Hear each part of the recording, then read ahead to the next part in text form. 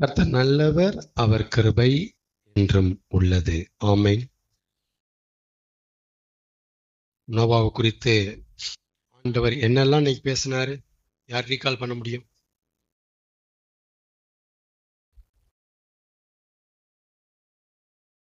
சரி,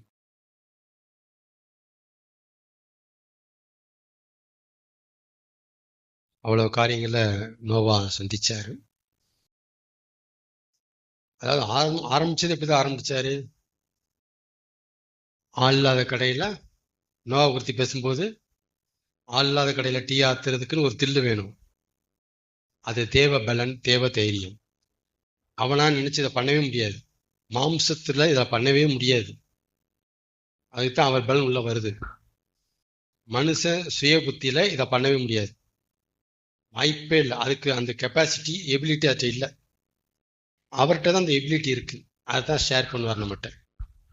number 1. Number 2, நோவாவை பத்தி தெரிஞ்சுக்க வேண்டியது, நோவா கூப்பிட்டு தான் எல்லாத்தையும் சொன்னாரு. மற்ற யார்ட்டும் இதை பத்தி பேசிக்கல குடும்பத்துல.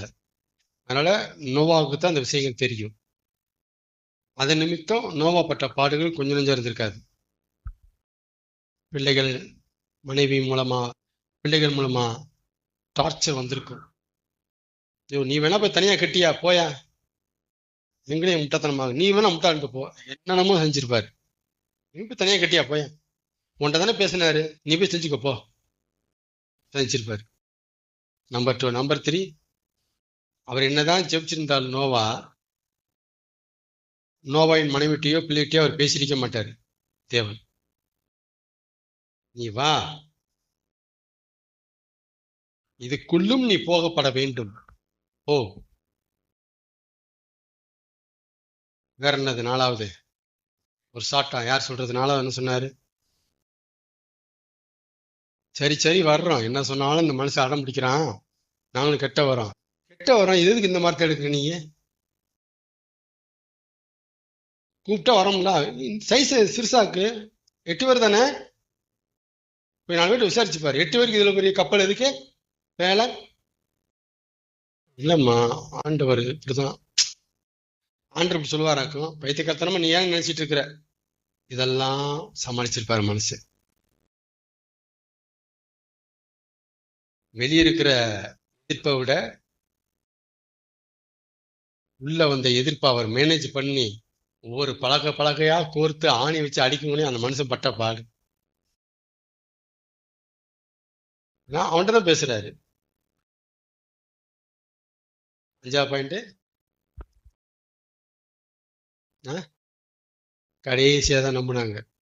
கதவை உள்ள வச்சு உள்ள போட்டு கதவை மூடிட்டு மலையை கொண்டு வந்தாரு பாருங்க, பூமியை ஓப்பன் பண்ணி விட்டாரு பாருங்க. அப்பத்தான் ஐயோ, மனைவி சொல்றான், இங்க வாயேன், சொல்றதெல்லாம் உண்மைதாயா, இல்லையே எங்க அப்பா மாதிரி வருமா, வெளியே இருக்குங்களோ, அவன் முட்டாப்ப நினைச்சாடி, என்ன தண்ணி வந்துட்டு இருக்கேன், டேய் கதை சொல்லடா. வெளியே அப்பதான் புத்தி வந்துச்சு, உள்ளேயும் அப்பதான் 100% நம்பினாங்க. கூட ஒர்க் பண்ணவங்களே எப்பதான் முழுமையா நம்ப ஆரம்பிச்சாங்க, அப்பதான் நம்பினாங்க. ஆனா அது வரைக்கும் நோவா வச்சு செய்யப்பட வேணுங்கிறது தலை எழுத்து. அவன் வச்சு செய்யப்படணும். அந்நேரம் நோவா இந்த காலம் வரைக்கும் வேலை ரெடியாகி அவங்களை உள்ள விட்டு கதவை மூடிட்டு தேவன் தண்ணீரை கொண்டு வர வரைக்கும் நோவா பலகையை எடுத்து அணிடும் போது, சொன்னதெல்லாம் நிறைவேறும் காலம் வரும், நம்புவேன் என் இயேசு ஒருவரை. ஆணிடுறாடே, எடுறா, என்னப்பா சொல்றீங்க? சொன்னதெல்லாம் நிறைவே இதான் பண்ணிருப்பாரு. காலம் வரும். நிறைவேறிச்சா இல்லையா? நோவா மாதிரி அது பைத்தியக்காரன் கிடையாது, முதல்ல புரிஞ்சுக்குங்க. பைத்தியக்காரன் கிடையாது. அவன் உன்னை பார்த்துட்டான், உன்னை கேட்டுட்டான், அவன் பைத்தியக்காரன் கிடையாது. அதனாலதான் அவனை அசைக்க முடியல, அவனை அசைக்கவே முடியாது. பிரதான ஆசாரியர்களுக்கும் வேத பாரர்களுக்கும் நியாய சாஸ்திரிகளுக்கும் சதுசேயர்களுக்கும் பரிசேயர்களுக்கும் இயேசு அசைக்க முடியாத சக்தியா உருவெடுத்தாரு. அவங்க முன்னால அசைக்க முடியாத சக்தி, அது மட்டும் இல்ல, தவிர்க்க முடியாத சக்தியா உருவெடுத்தாரு. ரெண்டுமே வேற வேற அர்த்தம். அவரை இவங்களால அசைக்கவும் முடியல, அவரை இவங்களால தவிர்க்கவும் முடியல. அசைக்கவே முடியல, மாறவே மாட்டேங்கிறானே. ஓய்வுனால சுகம் உட்காதுறான், கேட்க மாட்டேங்கிறானே. அசைக்கவே முடியல அவரை. சத்தம் அங்கிருந்து வருது. மாறேங்க நானு. டேய், நியாய பிரமாணத்துல தப்புப்பா. என்னடா அசைய மாட்டேங்கிறான், அசைக்க முடியல, சரி போ அப்படின்ட்டு இயேசுவை விடவும் முடியல, அவங்களால தவிர்க்கவும் முடியல. இவன் மெசேஜ் எல்லாம் 10 பேசுறான் பழைய ஏற்பாடை பத்தி. இயேசு ஒருத்தர் இருக்கிறான், கொஞ்சம் பார்த்துருக்கணும். அவரை பேசாம மெசேஜ் கொடுக்க முடியல, தவிர்க்கவே முடியல அவரை. இயேசுவை அவங்களால தவிர்க்கவும் முடியல, இயேசுவை அவங்களால அசைக்கவும் முடியல. ஒரு சக்தியா உருவெடுத்தாரு. இப்படித்தான் அவருடையவர்கள் இந்த பூமியில உலகத்துல உருவெடுப்பார்கள். இப்படித்தான் உருவெடுப்பாங்க. அவனை ஒண்ணுமே பண்ண முடியாது, அவனை விடவும் முடியாது. அப்போஸ்தலர்கள் இப்படிதான் உருவெடுத்தாங்க. அசைக்க முடியாத சக்தியா எடுத்து உருவெடுத்தாங்க. பேசக்கூடாது நாமத்தை குறித்து, அறா போடுறான் நான் கூட அப்படி சொல்லிட்டு வந்து பேச ஆரம்பிச்சிட்டாங்க. என்னடா அவன் கேட்க மாட்டேங்கிறாங்க, அவனை மாதிரியே வரான் இவங்களும். அந்த ஆள் அடி பண்ணிட்டு இருந்தவங்க அப்படியே பண்றாங்க. அசைக்க முடியாத சக்தி. சரி, விட்டு தர வேண்டியதானே, அவங்கள சும்மா விடக்கூடாது. கொலை செஞ்சிடலாமா? மெசேஜ் கூடிய இருப்பா, அவங்கள விட முடியல, பண்ணலால தவிர்க்கவும் முடியல. இப்படிதான் நடக்கும், இப்படி நடக்கும். அசைக்க முடியாத சக்தியா, தவிர்க்க முடியாத சக்தியா தேவன் அவருடைய ஆட்களை உருவாக்குவார். நம்புறீங்களா? நம்புங்க, நான் பைபிள தான் பேசுறேன், நடந்ததைத்தான் நான் பேசிட்டு இருக்கிறேன். தயவுசெய்து நம்புங்க, இப்படிதான் பண்ணுவார். அவங்கள நீங்க அசைக்கவும் முடியாது, அவங்கள நீங்க தவிர்க்கவும் முடியாது. தவிர்க்க நினைத்தா போனா போயிட்டு போன போ. ஏன்னா அவங்க உங்களுக்கு குடைச்சல் கொடுப்பாங்க. அவங்களுடைய வளர்ச்சி உங்களுக்கு குடைச்சல், அதை தவிர்க்க முடியாது. ஏசு அப்படிதான், தவிர்க்கவே முடியல அவரை. அதனால அந்த மாதிரி தில்லெல்லாம் தேவனே தருகிறார். ஆமென் சொல்லலாமா? சங்கீதம் 91 1ஆம் வசனத்தை வாசிக்கலாம். சங்கீதம் 91:1. சங்கீதம் 91:1.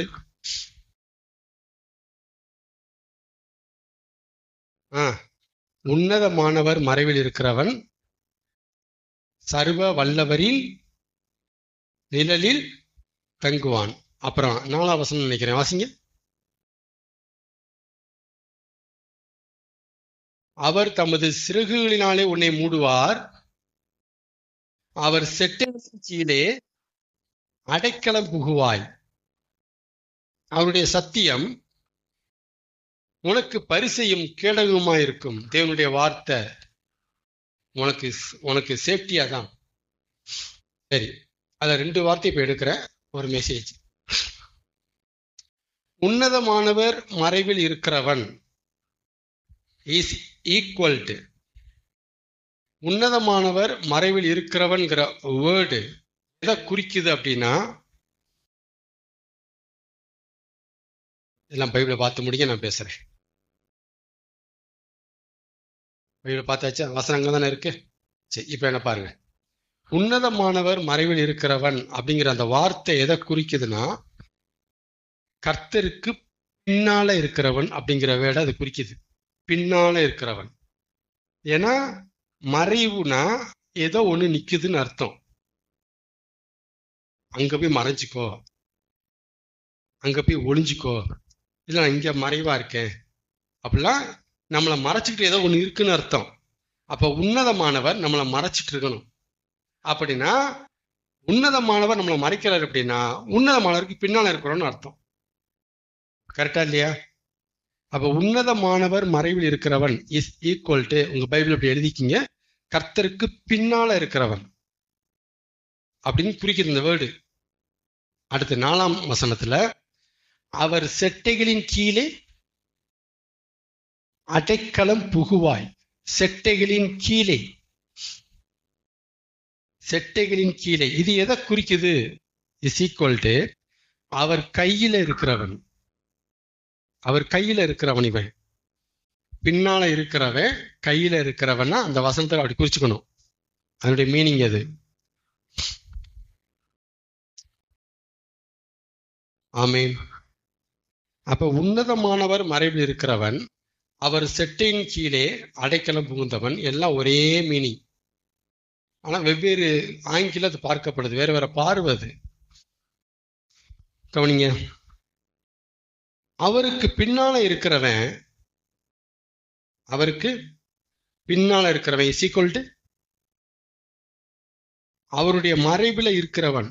இப்படி நமக்கு சொல்லி தர்ற வசனத்தை, உன்னதமானவர் மறைவில் இருக்கிறவன் அப்படின்னா இப்படி அர்த்தம் நமக்கு சொல்லி கொடுக்கல. எப்படி சொல்லி கொடுத்துருக்காங்கன்னா, ஏசுட்ட வந்துட்டீங்க, ஞானசம் எடுத்துட்டீங்க, உங்க பாவம்லாம் மன்னிக்கப்பட்டுருச்சு, நீங்க அவர் மறைவுக்கு வந்துட்டீங்க, ரத்தத்துல மறைஞ்சிட்டீங்க, இப்படி சொல்லி கொடுத்துருக்குறாங்க. இப்படித்தான் சொல்றாங்க. உன்னதமானவர்கிட்ட வர்றது வேற, உன்னதமானவர் மறைவுக்கு வர்றது வேற, ரெண்டுமே வேற. இந்த சங்கீதம் உன்னதமானவர்கிட்ட வந்தவங்கிட்ட பேசல, உன்னதமானவருக்கு மறைவில் வந்தவங்கிட்ட பேசுறாங்க. அந்த சங்கீதம் அப்படி பேசுது. ஆமேனா? ஓகே. அவருக்கு பின்னால இருக்கிற ஒருவன், அவருடைய மறைவுகளை இருக்கிற ஒருவன், அவர் நகரத்தான் நகர முடியும். இது தலை எழுத்து. கவனிங்க. அவருக்கு பின்னால ஒருக்க இருக்க வந்துட்டானா, இனி அவனுடைய லைஃப் ஸ்டைல், இவனுடைய வாழ்க்கை முறை எப்படி இருக்கும்னா, அவர் நகரதான் இவன் நகருவான். இந்த வண்டி நாண்டாதான் இந்த வண்டி போகும். இந்த வண்டிக்கு பின்னால நான் வர்றேன் அப்படின்னா அந்த வண்டி நகரணும், இந்த வண்டி நகரும். நகரதான் நகர முடியும். இதெல்லாம் புரியணும். பின்னால இருக்கிறது என்னன்னு புரிஞ்சுக்கணும். அதனுடைய லைஃப் ஸ்டைல், அதனுடைய இம்பாக்ட், அதனுடைய நடைமுறை, அதனுடைய புரோட்டோகால் எப்படி இருக்குன்னு தெரிஞ்சுக்கங்க. இப்படிதான் இருக்கும். சும்மா வரேன், பாதுகாப்பா இருக்கோ, ஒளிஞ்சிக்கிறேன், அதோட நிக்காது. அதுக்கப்புறம் தான் மேட்டரே இருக்கு.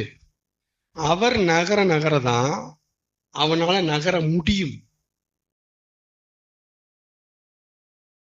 பைபாஸ் பண்ணுவோம் பார்த்தா மறைவு அவுட்டு. இந்த வண்டியை விட்டுட்டு ஓவர்டேக் பண்ண பார்த்தா வண்டிக்கு பின்னால வரலன்னு அர்த்தம். இந்த வண்டிக்கு பின்னாலதான் போகணும்னு முடிவெடுத்தா அந்த வண்டி போகத்தான் நகரதான் அந்த வண்டியை ஓட்ட முடியும். தானே யதார்த்தம். அடுத்த போக முடியும். அப்ப நகரதான் நகர முடியும் அப்படிங்கிற ஃபர்ஸ்ட் லைன் மைண்ட் செட் ஆகணும். அதை புரிஞ்சுக்கிட்டு இப்ப ஆண்டவர் நீங்க புரிஞ்சுக்க வேண்டியது, சில நேரம் நகருவார், சில நேரம் நகராம ஒரே இடத்துல நிப்பாரு. சில நேரம் ஆண்டவர் என்ன செய்வாரு, நகருவாரு. சில நேரம் நகராம நின்ன இடத்துல நிப்பாரு. இப்படி நடக்குது இல்லையா? நின்ன இடத்துல நிக்கிறாரு இல்லையா? இதுதான் நமக்கு காத்திருத்தல் பகுதியா மாறுது. இதுதான் எப்படி கன்வெர்ட் ஆகுது நமக்கு, நம்ம பார்வைக்கு எப்படி வருது. அவர் நகராம நின்றுட்டு எனக்கு காத்திருக்கிறவங்க வெக்கப்பட்டு போவதுன்னு சொல்லுவாரு. ஆமான்னு நிக்கணும், பின்னாடிதான் நிக்கணும். ஆறு அடிச்சுட்டு கூடாது, சீக்கிரம் ஆறு அடிச்சோன்னு சொல்லிப்பாரு எனக்கு காத்திரு இப்படிம்பாரு. அவர் நகராததுனாலதான், ஒரே இடத்துல நிக்கிறதுனாலதான் காத்திருக்க வேண்டிங்கிற சூழ்நிலை நமக்கு வருது. வண்டி நகர மாட்டேது. எப்பா வண்டி பின்னாடி போற முடிவு எடுத்தாச்சு, அந்த பிளாக் கார் நகரணும், தான் போச்சு, நல்லா தான் போனேன். என்னையா 10 நாளா வண்டி எங்கேயே நிக்குதுன்னா நீ நின்றுதான் ஆகணும். பின்னால வர முடிவு எடுத்துட்டீங்க, நீ நின்றுதான் ஆகணும். அப்ப அந்த வண்டி நிக்கிற அந்த காலகட்டம் தான் வெயிட்டிங் ஃபார் மூவிங். மூவ் பண்றதுக்கு வெயிட்டிங். ஸ்தம்பிச்சு போகல, வெயிட்டிங்ல நிக்குது. அந்த வண்டி நகர்றதுக்காக அந்த வண்டி வெயிட்டிங், அவர் நகர்றதுக்காக அது வெயிட்டிங். ஏன் அவர் நகர்ந்தாதான் நகரணும். பின்னாடி இருக்க வந்துட்டேன்ப்பா, நமக்கு பாதுகாப்பும் தெரியுது. இன்னொன்னு இருக்கு, பின்னால இருந்தா பாதுகாப்பும் தெரிஞ்சிருக்கும். இன்னொன்னு இருக்கு, வாழ்க்கை முறையே மாறும். நகரதான் நகர முடியும். சில நேரம் நகருவார், சில நேரம் நகராமல் ஒரே இடத்துல நிப்பாரு. வண்டி நகரவே நகராது. நாடா இங்கேயே நிக்குதுன்னு பார்ப்பான், அங்கதான் நிக்கும். ஓ வெயிட்டிங் பீரியடா, வெயிட்டிங் பீரியட். அது ஒரு மூவும் இல்லை, வெயிட்டிங் பீரியடு.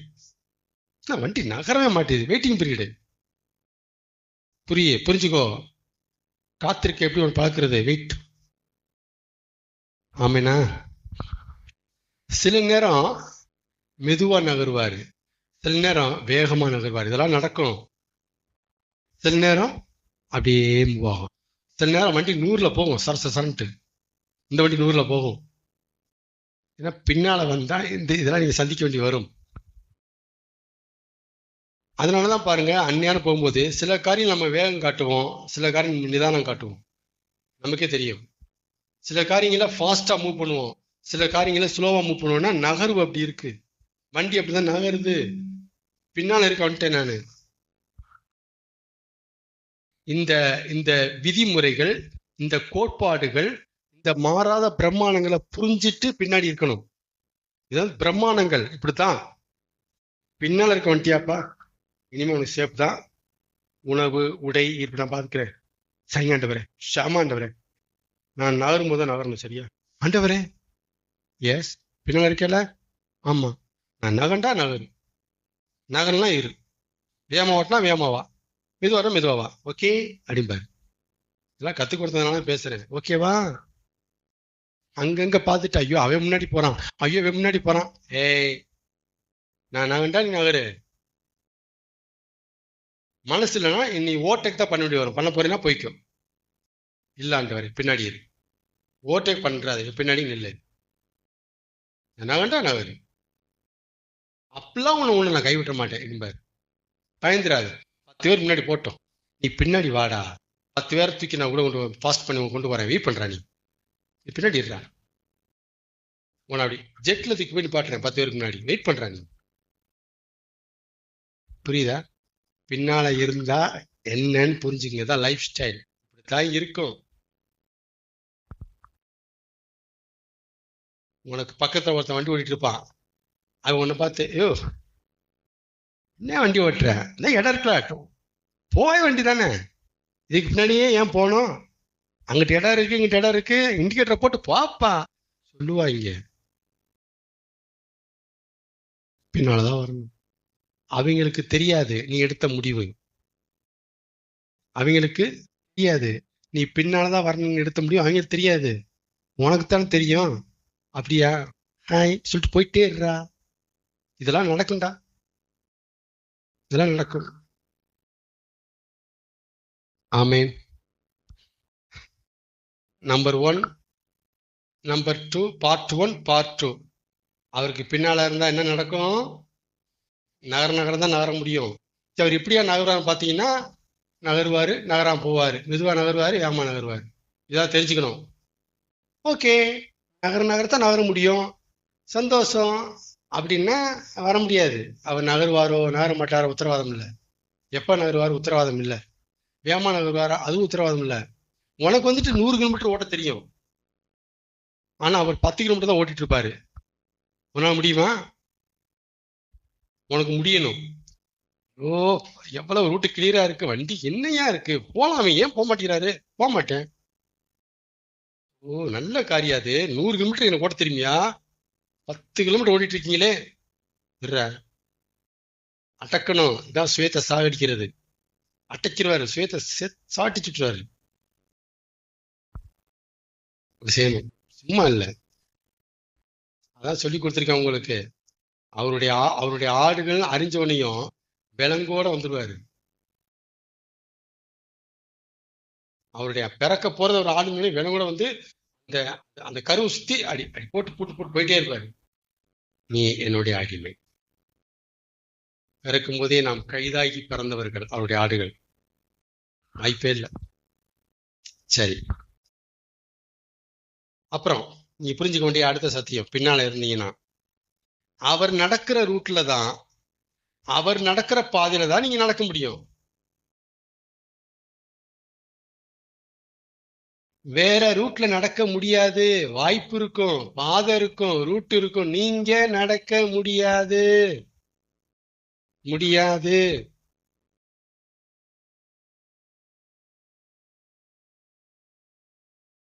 அதனாலதான் சில மத சடங்குகளை, சம்பிரதாயங்களை இவருக்கு பின்னால் இருக்கிறவன் செய்ய முடியாம இருக்கிறான். இந்த செலிப்ரேஷன், அந்த செலிப்ரேஷன், அந்த கொண்டாட்டம் அவங்க இவன் பண்ண முடியாது. ஏன்னா அந்த ரூட்ல வண்டி போக மாட்டேங்குது. இந்த ரூட் போக மாட்டேன், என்ன செய்ய? வண்டி ரூட்ல போக மாட்டேங்குது. ரூட்ல போனா பின்னாடி போகுது, ரூட்ல போக மாட்டேங்குது. இத பக்கத்துல போறவன் கேட்கறான், யோ இங்கிட்டு போயா? இல்லைங்க, இந்த வண்டி அந்த ரூட்ல போக மாட்டேங்குது. நீ ஏன் வண்டி போயிட்டு இருக்கிற அப்படி கேட்பா. இல்லாட்டலாம், நீ தான் நினைச்சிட்டு உட்காந்துட்டு இருக்கிற, அதெல்லாம் வண்டி தான் கிடையாது, முன்னாடி ஓட்டிப்போ, எல்லாமே சொல்லுவாங்க.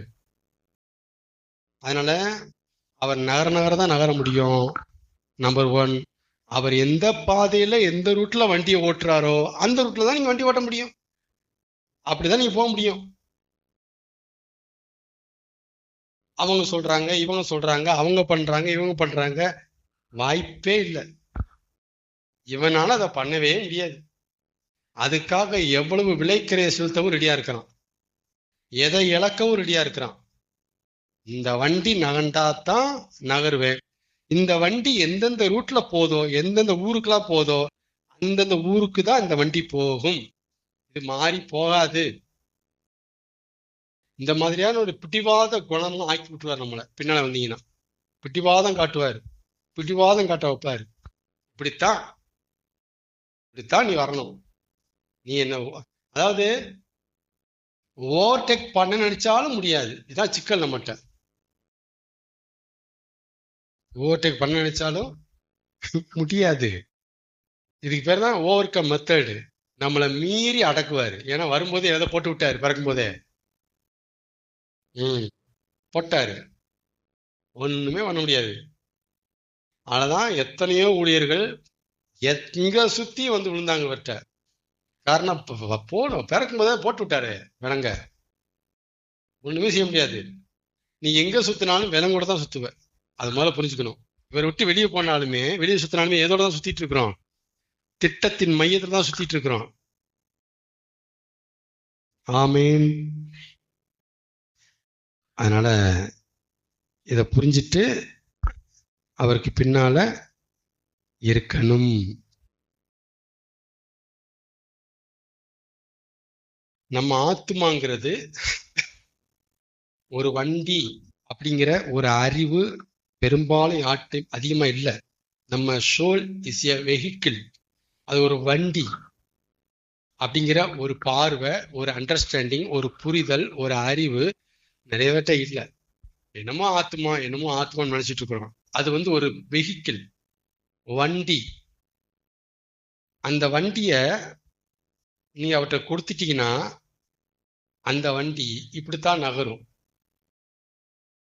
அதாவது பாருங்க, அவருக்கு பின்னால நான் இருக்க வர்றேன் அப்படின்னா அந்த வண்டிக்கு பின்னால இந்த வண்டியை ஓட்ட வர்றேன்னு அர்த்தம்.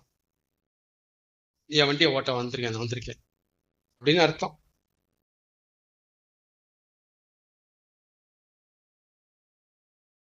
ஆமீன்.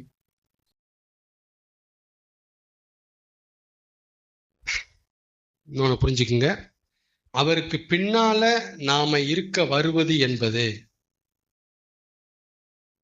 நமக்கான தேவனுடைய அந்த கனவின் ஃபர்ஸ்ட் பார்ட். ஃபர்ஸ்ட் பார்ட் என்னங்க கேட்டீங்கன்னா, பிறந்ததுல இருந்து நம்ம அவர் கைக்கு நாம வர்ற வரைக்கும் ஃபர்ஸ்ட் பார்ட் ஓடுது. பிறக்கிறோம், வளர்றோம், படிக்கிறோம், அங்க இருந்தோம், இங்க சுத்தி என்னதான் நடந்துச்சுன்னா அவர் கைக்கு வர்றது ஃபர்ஸ்ட் பார்ட், ஃபர்ஸ்ட் ட்ரீம். இதான் இது நடக்குது. ரெண்டாவது பார்ட்டு கையில வச்சு அவனுக்கு என்னென்ன செய்யணுங்கிறது ரெண்டாவது பார்ட். கைக்கு வெளியே இருக்கிறவனை கையில உள்ள கொண்டு வர்றது ஃபர்ஸ்ட் பார்ட் கூட நடக்குது. இதான் நமக்கான ட்ரீம்ல முதல் பகுதி இதான் இருக்கு. அவருடைய அண்டருக்கு நம்ம வரணும். இதுதான் விளங்க போடுறாரு. அண்டருக்கு வர்றது அந்த ப்ராசஸ் போயிட்டு இருக்கும். எந்த ப்ராசஸ்? நாம அவர்கிட்ட சரண்டர் ஆகிறதுக்கான அத்தனை ப்ராசஸும் போகும். அங்க விடுவார், இங்க போய் சுத்தி வாம், அவனே சுத்து, போயிட்டு வாடா. இதான் ஃபர்ஸ்ட் பகுதி. இப்படி நடக்கும். அதுல பிளஸிங் இருக்கும், எல்லாமே அதுல வரும். நம்ம அவரை தேடுறது, அவரை மட்டும் எல்லாமே அதுல வரும். அவரை கடவுளை ஏத்துக்கிறது, ஞானசனம் எடுக்கிறது எல்லாமே அதுல வரும். எல்லாமே என்ன பாட்டுது? ஃபர்ஸ்ட் பார்ட்ல இதெல்லாம் இருக்கு. நமக்கான ட்ரீம்னுடைய முதல் பகுதி ஒரு பகுதி. எது வரைக்கும்? அவர் கைக்கு நாம வந்து சேர்ற வரைக்கும் முதல் பகுதி ரன் ஆயிட்டு இருக்கு. சரியா? வந்ததுக்கு அப்புறம் ரெண்டாவது பகுதி ஸ்டார்ட், செகண்ட் பார்ட் ஸ்டார்ட், மிச்ச பகுதி தொடங்குது. கையில எதுக்கு வர வச்சோம், இவனை குறித்த அடுத்த திட்டம்ங்கிறத மூவ் பண்ணுவார். ஆமீன். அப்ப நீங்க என்ன புரிஞ்சுக்க கூடாது, கைக்கு வந்ததுக்கு அப்புறம் தான் தேவனுடைய கனவு நம்ம மேல பழிக்க போகுது. தப்பு. நீ கைக்கு வந்ததே கனவுடைய ஒரு பகுதி, அது முதல் பகுதி. ஏன்னா கையில வச்சுக்கிட்டு செய்ய வேண்டிய வேலைகளை உன்னை கையை விட்டு வெளியே இருக்கிற உன்ட்ட எப்படி செய்ய முடியும் அவரால? புரியுதுங்களா? குயவன் கைக்கு மண்ணு வந்தாதான் உடைக்க முடியும், உருவாக்க முடியும். அப்ப இந்த ப்ராசஸ் செகண்ட். கைக்கு வெளியே அங்கங்க சுத்திட்டு இருக்கிற மண்ணை கைக்கு கொண்டு வந்து வர்றதான் குயவனுடைய முதல் பார்ட். இந்த ஒர்க்கை போடுறாரு. அந்த மண்ணு கைக்கு வரணும். கைக்கு வந்தாதான் ஏன் இஷ்டப்படி இந்த பாத்திரத்தை என்னால வணைய முடியும். இது ரெண்டாவது பார்ட். கரெக்டா? அப்ப ஒரு மண்ணை பாத்திரமாக்குறது குயவனுடைய ட்ரீம். பட் அந்த மண்ணு கைக்கு வரணுங்கிறது ட்ரீமுடைய முதல் பார்ட். வந்ததுக்கு அப்புறம் அதை பாத்திரமா வணையிறது ரெண்டாவது பார்ட். அந்த பாத்திரமாக்குறதுக்கு உடைக்கிறது, மிதிக்கிறது, உருவாக்குறது, குத்துறது எல்லாமே அதில் வரும். இது செகண்ட் பார்ட். அதனால கனவுடைய முதல் பகுதி என்ன, கனவுடைய ரெண்டாம் பகுதி என்னன்னு புரிஞ்சுங்க. இது ரெண்டுமே இருக்கு. அப்ப முதல் பகுதிக்கு வந்துட்டவங்களுக்கு ஸ்தோத்திரம். ரெண்டாவது பகுதி, இப்ப எனக்கெல்லாம் முதல் பகுதி ஓவர், ரெண்டாவது பகுதி போய்கிட்டு இருக்கு. நம்பர் 2. நம்பர் 3 நீங்க புரிஞ்சுக்க வேண்டியது, முதல் பகுதி எப்படி தொய்வில்லாம தவறாம நடந்து முடிஞ்சிச்சோ, ரெண்டாவது பார்ட்டும் ரெண்டாவது பகுதியும் மிச்ச பகுதியும் டெஃபினட்டா நடந்து முடிஞ்சிடும். முதல் பகுதி எனக்கே தெரியாம என்னை மீறி எப்படி நடந்து முடிஞ்சிச்சோ, என் கண்ட்ரோல்ல இல்ல. அது முதல் பகுதி நடந்தது என் கையில இல்ல, நடந்து முடிஞ்சிருச்சு. அப்படின்னா ரெண்டாவது பகுதியும் ட்ரீமினுடைய நெக்ஸ்ட் பார்ட், செகண்ட் பார்ட், முடிவு பகுதி, அடுத்த பகுதி, மிச்ச பகுதி என்னை மீறி நடந்து முடிந்துவிடும். இந்த முதல் பகுதி நடந்துருச்சுன்னா சந்தோஷமா கைதிட்டீங்க, அவ்வளவுதான். ரெண்டாவது பகுதி ஸ்டார்ட், அதுவும் நடந்து முடிஞ்சிடும். அதான் சொல்றேன், அவருடைய ஆடுகளுக்கான கனவு நடந்து முடியாம அந்த ஆடு சாகாது, சாக முடியாது, விட மாட்டாரு, விடவே மாட்டாரு. நடந்து முடிஞ்சுதான் எண்ட்ல தூக்குவாரு, வெளியே வந்துறான்றாரு. ஆமீன். அப்ப ஃபர்ஸ்ட் பார்ட் ஓவர்னா செகண்ட் பார்ட்டை பத்தி நோ டவுட் அட் ஆல் கண்டிப்பாக நிறைவேறும்.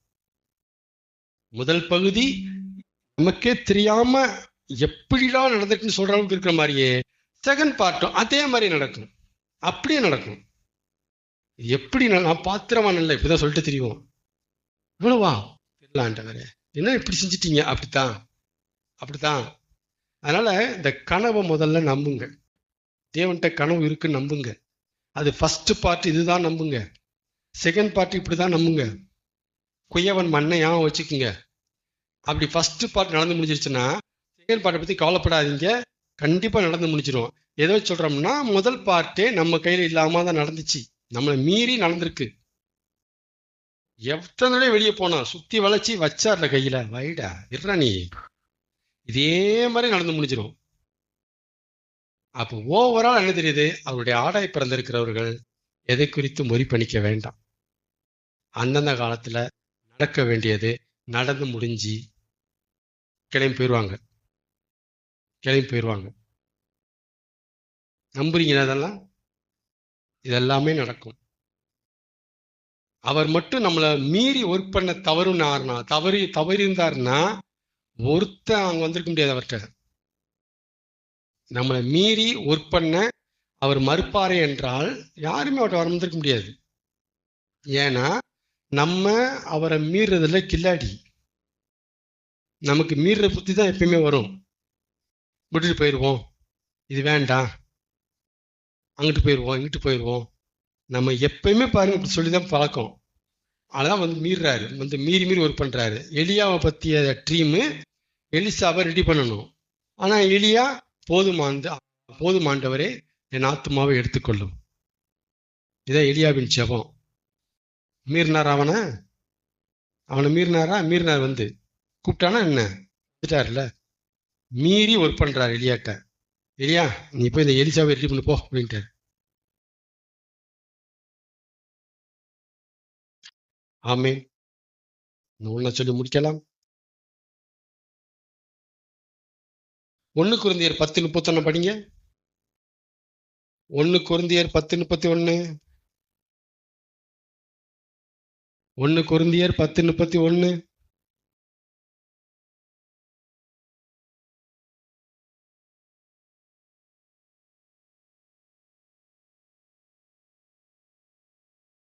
ஆகையால் நீங்கள் புசித்தாலும் குடித்தாலும் எதை செஞ்சாலும் எல்லாவற்றையும் தேவனுடைய மகிமைக்கென்று செய்யுங்கள்.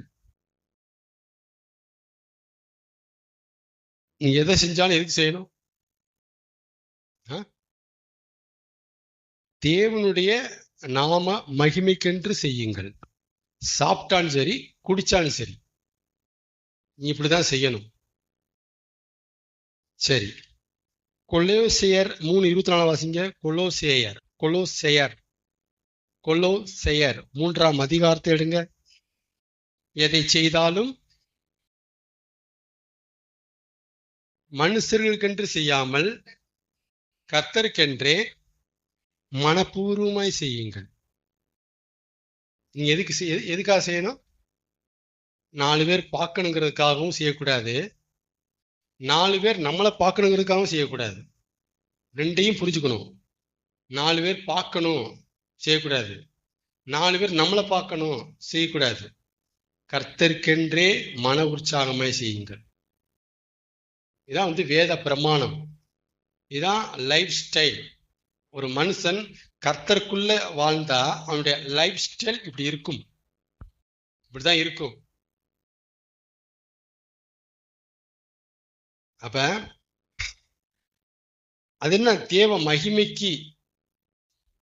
மகிமைக்கு நம்ம செய்யணும்னா என்னன்னா, கவனிங்க, நாம நடத்துகிற ஒரு ப்ரோக்ராம், நாம நடத்துகிற ஒரு சபை, நாம நடத்துகிற ஒரு பண்டிகை விழாக்காலங்கள் எதுவா வச்சுக்கோங்க, நாம நடத்துகிற நிகழ்ச்சியினால நமக்கு யூஸ்ஃபுல் இருக்கு, நமக்கு பிரயோஜனம் இருக்கு. ஆனா அவருக்கு பிரயோஜனம் இல்லைன்னா அப்ப நம்ம செய்யக்கூடாது.